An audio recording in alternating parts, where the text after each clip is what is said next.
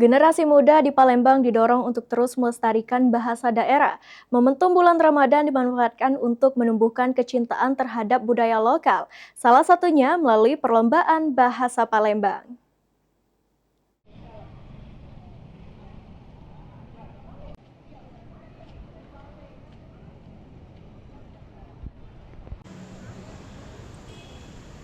Kegiatan buka puasa bersama sekaligus penutupan program Ramadan Berkah digelar di Masjid Al-Fatul Akbar, Jalan Gubernur Hasan Bastari, Palembang.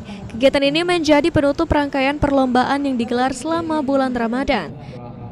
Berhasil dan telah Ramadan ini dengan kegiatan-kegiatan yang sangat baik, yaitu melalui berbagai perlombaan, generasi muda diajak mengenal sekaligus menggunakan bahasa Palembang sebagai bagian dari identitas budaya daerah. Pada penutupan kegiatan, panitia juga menyerahkan hadiah kepada para pemenang lomba. karena sejatinya berbahasa Palembang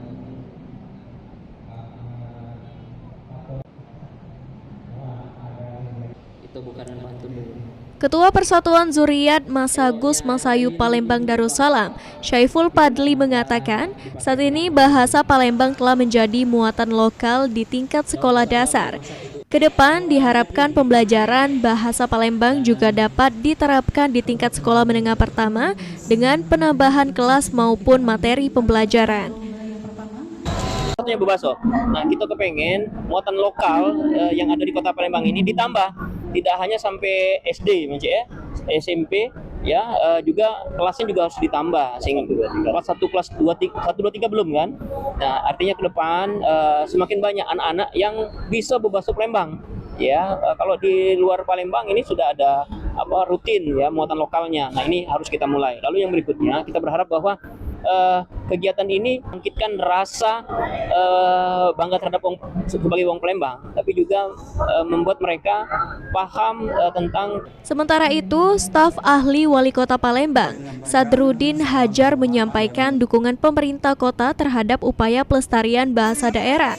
Ia berharap generasi muda terus menggunakan bahasa Palembang dalam kehidupan sehari-hari. Masyarakat Kota Palembang jadi sehari-hari bahasa